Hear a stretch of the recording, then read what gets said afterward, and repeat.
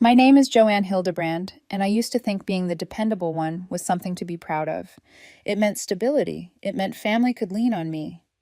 But that day, the day of my sister's baby shower, I learned that being dependable can look a lot like being disposable. The room was all pastel pink and fake laughter, an Instagram dream come true. Candace's mama-to-be sash glittered under the chandelier. I'd rented the hall myself, $2,300 out of my pocket, because it would mean so much if you handled it, Joanne. You're so organized. And I did.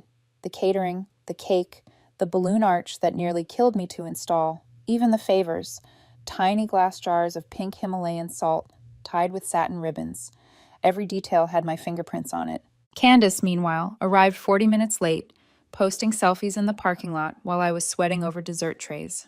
When she finally entered, the crowd of her friends squealed, phones flashing. She looked radiant, yes, but smug, like a queen entering her court. I smiled anyway, because that's what I did. I smiled through everything. Then came the moment, the one that still replays in slow motion. Candace handed me a cupcake, lemon cream with gold sprinkles, and said loud enough for half the room to hear, "You're not really family, Joanne. You're just the one who pays for everything." Her husband Nick laughed, that awful hollow laugh of his. Some guests chuckled awkwardly. The DJ's music dipped for just a second, long enough for me to feel every eye flick toward me. My fingers froze around the cupcake wrapper. The gold foil stuck to my skin. I blinked, once, twice, waiting for her to laugh and say it was a joke. But she didn't. She just smiled, sipping her mimosa like she'd delivered a punchline. My mother leaned in behind her champagne flute and whispered, "Don't overreact. She's pregnant." Overreact? My chest tightened. I looked around at the decorations I'd paid for, the wall of flowers, the overpriced catering trays, the pink neon sign that said, "Oh baby," all shining proof of my generosity. Candace waddled toward the photo booth, hand on her bump, the other clinging to her phone as she filmed her friends squealing, "#blessed." Nick high-fived one of his buddies and muttered something about useful sisters. Useful. That's what I was. Not loved, not appreciated. Useful. I didn't make a scene. I didn't throw the cupcake or shout. Instead, I walked slowly to the gift table, the noise around me turning into a dull hum. Among the piles of pink-wrapped boxes sat my white envelope, the one with my handwriting on the front and a $500 check inside. I picked it up, held it just high enough for Candace to see, and said, loud but calm, "Then let them pay for it. I'm out." The room went silent. A fork clattered. A woman gasped softly. Candace turned, confusion flashing across her face. "What? Joanne, what are you doing?" "Taking back what's mine," I said, and I left. No yelling, no slamming doors, just heels clicking on tile, and the faint sound of mimosas fizzing behind me. I walked past the caterers unloading trays of food I'd paid for, past the custom balloon arch, out into the crisp afternoon light. I didn't cry. Not yet. But as I reached my car, I felt something strange. Not anger, not grief, but relief. Like I'd just stopped playing a role in a play I never auditioned for. They thought that would be the end of it, the quiet exit of the boring sister. But they didn't know I'd already made other moves, quieter ones. I'd spent weeks noticing things. Candace's unpaid bills, the lease I'd co-signed, the way she always said, "I'll pay you back," but never did. I wasn't going to scream or beg for respect. I was going to earn silence, the kind that comes when people finally realize you're done being used. The next morning, there was a knock they didn't expect, and for the first time in my life, I didn't feel like the dependable one. I felt like the storm they never saw coming. People always assume big changes happen in loud moments, shouting, slamming doors, dramatic exits. But mine started quietly, with a spreadsheet and a tired heart. The night after the baby shower, I couldn't sleep. The lemon frosting smell still clung to my hair. I sat at my kitchen table, staring at the checkbook I'd used for years to bail Candace out. Wedding deposits, honeymoon upgrades, rent, baby shower, a running list of generosity disguised as help. The total, $8,743.12. I never realized how heavy guilt could be until I saw its price in black ink. I opened my laptop and began making what I called quiet moves. Not revenge, just a slow, careful untangling of every tie they'd wrapped around me. The next morning, I called the property office for the apartment Candace and Nick lived in. "Hi," I said calmly. "This is Joanne Hildebrand. I'm a co-signer on Unit 3B. Could you please send me the form to withdraw after the 12-month period?" There was a pause. Then, "Of course, Ms. Hildebrand. We'll email it right away." Click. Done. The first thread pulled. Then came the bank. I'd lent them money from my savings last winter, just for 1 month. That month turned into 8, so I drafted a repayment notice, firm but polite, with an itemized list of every expense I'd covered. When I finished, I felt lighter. For the first time in years, my decisions were mine. Not made from guilt, not from fear of being called selfish, just mine. As the sun rose, I looked around my apartment, simple, quiet, full of the things I'd paid for myself, and realized how different it felt from their rented chaos. Every corner of my life was something I'd earned. And yet, they made me feel ashamed for having boundaries. I thought back to how it started, when Candace and I were kids. She was the golden one, the performer. The princess with curls Mom couldn't stop brushing. I was the quiet one who held my breath whenever our parents fought. Dad would just mutter, "Don't rock the boat." So I didn't. I became the peacekeeper. And when you play that role long enough, people stop asking if you're okay. They just assume you'll fix everything. At 15, I got my first job. At 18, I was paying part of the utility bills. By 21, I was helping Candace with emergency tuition. Every time she called crying, I said yes. Every time Mom said, "Be patient, she's still growing up," I believed her. But Candace never grew up. She just learned that my love had no price tag. I remembered the night she called from the airport, sobbing because her sandals broke before her honeymoon. "Joanne, please, I can't go to the Bahamas with cheap flip-flops. I need the ones from Bloomingdale's." I laughed, thinking she was joking. She wasn't.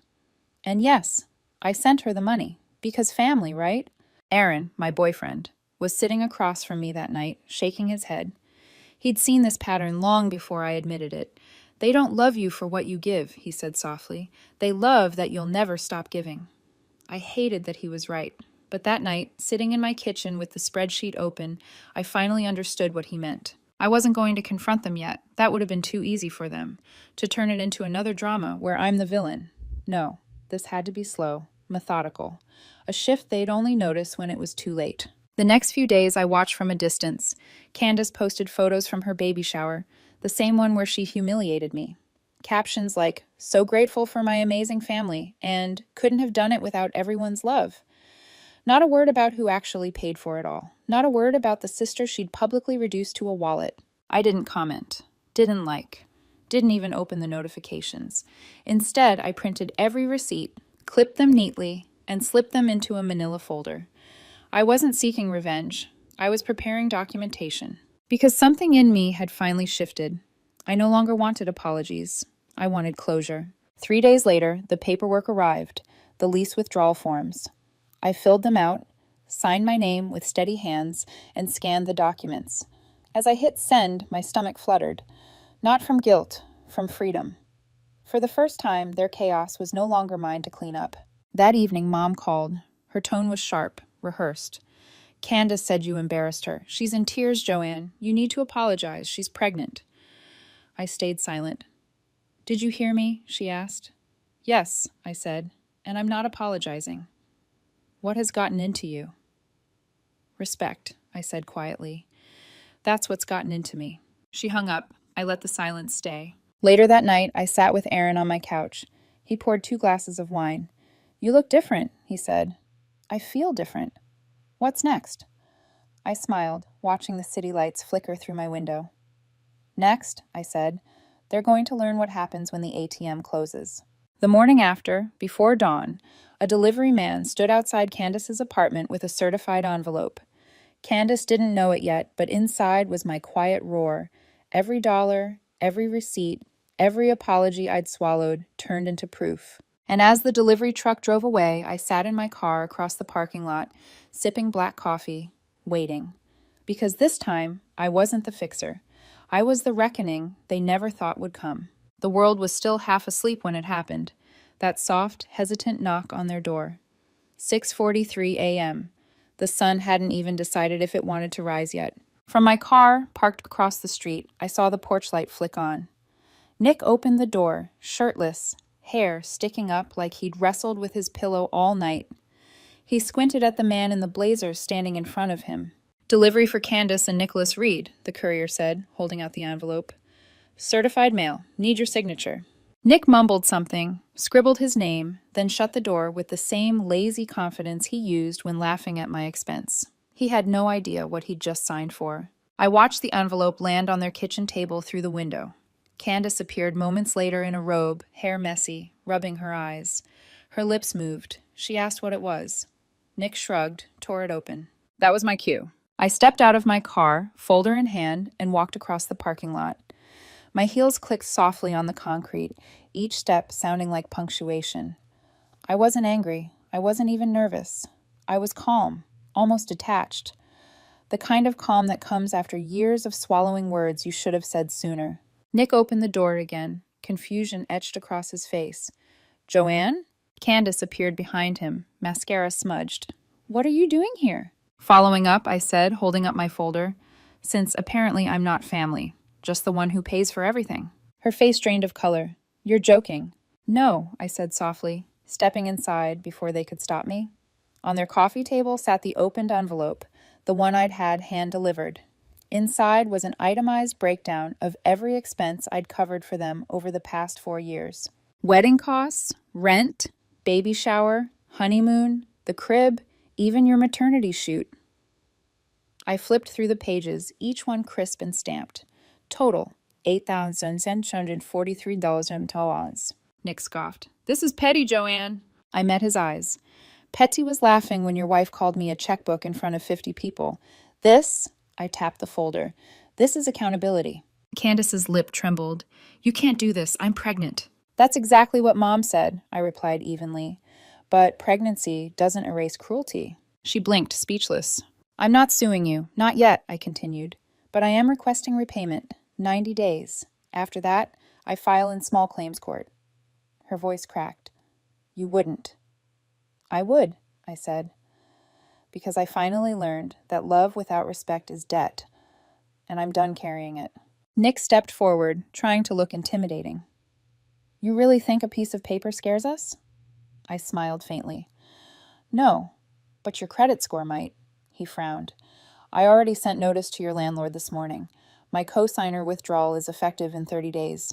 Good luck renewing the lease." Candace's voice rose. "You're heartless." "No," I said, my tone firm but steady. "I'm healing. There's a difference." Her eyes filled with tears. "You're ruining everything." "I'm cleaning up a mess," I said. "One you made when you decided I was useful, not family." She snapped back, desperate. "You're just bitter because you don't have a family of your own." For a moment, her words hung there, sharp, poisonous. Once they would have broken me. Now they just echoed in the space between us. "Maybe not," I said quietly, "but I have self-respect. And one day, when your child asks what happened between us, I hope you tell the truth. That I loved you enough to stop letting you walk all over me." Candace's face crumpled. Nick muttered under his breath, but I was already walking toward the door. "Joanne, please," she started, but her voice broke. I paused in the doorway, turning just enough to meet her eyes. "Here's the thing, Candace," I said softly. "You can't humiliate someone who's already stopped needing your approval." Then I left. Outside, the morning air was cool and sharp, like a clean slate. I slid into my car, closed the door, and exhaled. My hands were steady. My pulse was calm. For the first time in years, I wasn't the fixer or the provider. I was just free. By the time I reached home, my phone was already lighting up. Dozens of missed calls, texts from Mom, even one from a cousin I hadn't spoken to in years. "She didn't mean it, Joanne. She's hormonal. Don't throw away family over a joke." A joke. That's what they called public humiliation. I put my phone face down on the counter and brewed coffee. The silence that filled my kitchen wasn't loneliness. It was peace. No one asking for favors. No one manipulating me with tears. I didn't block them right away. I wanted them to see the difference, to feel it, to know what life looked like when the person they took for granted was no longer at their beck and call. When I finally did hit block on Mom's number, it wasn't angry. It was deliberate. A quiet full stop at the end of a long, exhausting chapter. For years, I'd confused being needed with being loved. Now I understood. If love requires constant sacrifice, It's not love, it's servitude. And I was done serving. The silence that followed was deafening and beautiful. Days passed, then weeks. No emergency texts, no late night calls asking for just a small loan, no family group chat updates pretending everything was fine. At first, it felt strange. I'd spent so long being the family's default problem solver that peace almost felt wrong, like I was missing a sound I'd grown addicted to, the chaos. Mom tried the guilt approach first. She left voicemails dripping with disappointment. "Joanne, she's your sister. She's struggling. You can't just cut family off like this. You'll regret it someday." I didn't reply. Each message was a reminder of the manipulation I used to mistake for love. Then came the online spectacle. Candace posted vague stories on social media, photos of the baby bump with captions like, "Some people love you when you're useful, others disappear." A few mutual friends messaged me privately, saying, "She's hurting, maybe just talk to her?" But they didn't know what it was like. The exhaustion of being everyone's safety net, only to be laughed at for it. Meanwhile, I was finally breathing again. I started going to the gym after work, something I hadn't done in years. Aaron noticed the change first. "You look lighter," he said one evening as we cooked together. "I feel lighter," I answered, like I stopped carrying other people's storms. We started traveling on weekends, hiking, long drives, quiet breakfasts with no buzzing phones. For once, my life wasn't about damage control. It was about discovery. Mom showed up at my office once, holding a casserole dish like a peace offering. She smiled too sweetly. I thought we could talk. I stood there, professional, polite, but unmoved. "Mom," I said gently, "you can't fix years of enabling with a casserole." Her smile faltered. "You've changed." "Finally," I said. She left the dish anyway. I threw it away that night. Candace, from what I heard, was unraveling. Her entrepreneur husband's ventures fizzled. Their lease wasn't renewed after I withdrew. They moved in with his mother, the same woman who once called me too serious. Karma has an interesting sense of timing. But I didn't feel smug. I didn't want revenge. I just wanted distance. Distance from the endless cycle of guilt and apologies that never led to change. One evening, my phone rang. A number I almost didn't recognize. Dad. He rarely called. He was the quiet kind, the man who survived family storms by pretending the waves didn't exist. "Joanne," he said, his voice rougher than I remembered. "Can we talk?" We met at a small diner halfway between our towns. He was already there when I arrived, nursing a black coffee. He looked older, thinner, smaller somehow. Years of avoidance had taken their toll. "I saw what happened, Xia," he said after a long silence. I raised an eyebrow. "The baby shower?" He nodded slowly. "That and everything after. Your mother told me to stay out of it, but I can't." He sighed, staring at his coffee. "She's always said, 'Don't rock the boat.' But the truth is, Joanne, the boat's been sinking for a long time." Something cracked inside me. He'd never said anything like that before. "I just want you to know," he continued, "you did the right thing, for yourself." I swallowed hard. "You mean that?" He nodded. "Yes. I should have protected you more when you were young. You carried too much that wasn't yours." For a moment, I couldn't speak. Decades of quiet pain found words in the space between us. "Thank you," I said finally. He smiled faintly. "You know, your sister still thinks you'll come back, that you'll fix it all like always." I laughed softly. "She might be waiting a while." He chuckled. "Good. She needs to learn that lesson." When the check came, I paid for both meals, not out of obligation, out of choice. A small act of love that cost nothing in dignity. As I left the diner, I felt something I hadn't felt in years. Peace that wasn't borrowed or conditional. Peace I'd earned. A week later, a letter arrived in my mailbox. The handwriting was unmistakable, messy cursive with little hearts over the eyes. Candace. I stared at it for a long time before opening it. Inside were 4 pages of apologies, excuses, and contradictions. I was hormonal. "You embarrassed me first. Mom said you'd forgive me." But then, near the end, one sentence stood out. "You were never just the one who paid for everything. You were the only one who ever showed up." My chest tightened. I read it again, slower this time. It wasn't redemption, but it was something real, finally honest. I folded the letter carefully and placed it in my drawer, not to keep the pain, but to remember that closure doesn't always come with an apology. Sometimes it arrives as understanding. The next morning, as I poured my coffee, I smiled to myself. The silence that used to feel lonely now sounded like peace. And peace, I realized, was never something they could take from me again. I didn't respond to Candace's letter, not because I was bitter, but because I'd finally learned that not every story needs a sequel. I placed it in the top drawer of my desk, beneath a stack of travel brochures Aaron and I had been collecting. We were planning our first real vacation together, just the two of us, no family emergencies to cancel for. The silence stayed, and in that silence something unexpected began to bloom. Peace, purpose, and the kind of freedom that doesn't need to be announced online. Candace kept posting vague quotes about forgiveness and toxic people. Mom kept trying to mediate, sending me messages like, "You know she didn't mean it. She misses you. Be the bigger person." But I'd already been the bigger person my entire life. This time, I just wanted to be my own person. Some nights, I'd walk along the pier near my apartment and think about the years I'd lost to guilt. How many times I'd skipped things for myself to save them from consequences. How many apologies I'd made for things I didn't even do. The funny thing is, when you finally stop rescuing people who hurt you, they act like you're the villain for saving yourself. But I'd stopped playing that part, and it felt good. A few months later, Dad called again. His voice was lighter. "Candace had the baby," he said. "A girl." I hesitated, unsure how to feel. He continued, "She asked me to tell you. She didn't know if you'd want to know."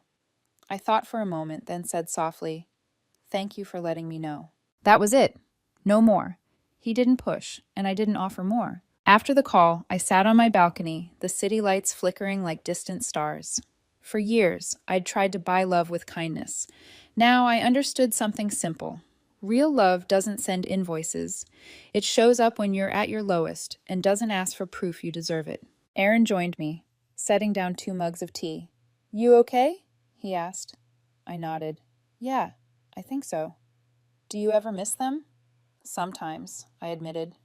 "But not the way it was. I just wish things had been different."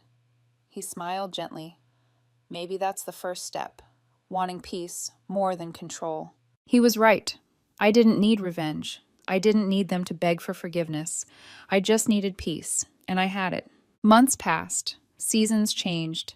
Candace never paid back the money. I never chased it. That debt wasn't worth another ounce of my peace. Then, one afternoon, I received another letter. This one was shorter, handwritten on plain stationery. It read, "I'm sorry, I can't undo what I said, but I'm trying to be better. For her. Thank you for showing me what boundaries look like. Candace." There were no hearts over the eyes this time, no excuses, just truth. I folded it neatly and placed it beside the first letter. For the first time, I didn't feel anger or sorrow, only closure. Life moved forward, quietly and beautifully. Aaron and I took that trip we'd talked about, drove along the coast, watched sunsets that looked like they were painted just for us. I stopped checking Candace's social media, stopped wondering who was still gossiping about the baby shower incident. The world didn't end when I set boundaries. It just became peaceful enough for me to start living again. I learned to cook for myself, started painting again, adopted a stray cat that showed up one morning on my porch, scruffy, stubborn, but sweet when it wanted to be. I named her Lucky, because that's what I finally felt. Lucky to have peace, even if it came with distance. One Sunday, I opened my desk drawer, looked at both letters, and smiled. They were no longer reminders of betrayal, just evidence of growth. Evidence that sometimes walking away isn't cruelty, it's courage. I whispered almost to myself. You were right, Aaron. Letting go isn't losing. It's choosing peace over pain. And for the first time, I truly believed it. I closed the drawer, grabbed my keys, and headed out to meet Aaron for brunch. No guilt, no hesitation, no second guessing. Just a quiet, steady heartbeat that said, "This is what freedom feels like." Final narration, voice overtone. Family isn't the people who share your blood. It's the ones who show up when you say no and love you without a price tag. Candace once said, I wasn't family, just the one who pays for everything. But she was wrong. Because family isn't something you buy. It's something you earn by how you treat people when the giving stops. They never wanted a sister, just a sponsor, and I finally canceled the subscription.